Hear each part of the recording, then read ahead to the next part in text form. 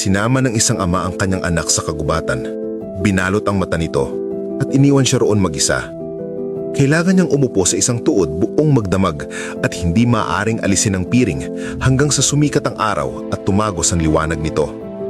Hindi siya maaaring humingi ng tulong kanino man. Kapag nalampasan niya ang gabing iyon, ituturing na siyang ganap na lalaki. Hindi niya maaaring ikwento ang karanasang ito sa iba pang mga batang lalaki dahil bawat isa ay dapat tumaan sa sariling pagsubok tungo sa pagkalalaki. Natural na natakot ang bata.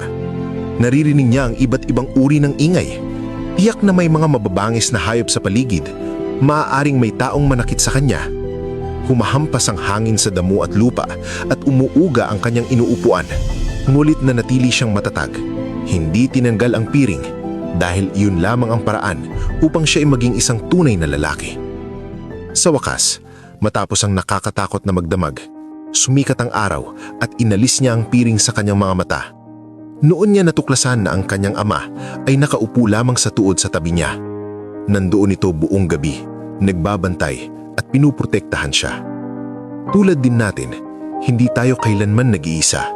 Kahit hindi natin napapansin, ang Diyos ay nagbabantay sa atin. Nakaupo sa tabi natin. Kapag dumarating ang mga pagsubok, ang kailangan lang natin ay lumapit sa Kanya.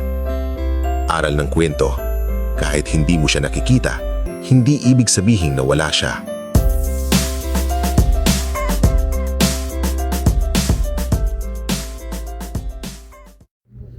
If you like this video, follow for more.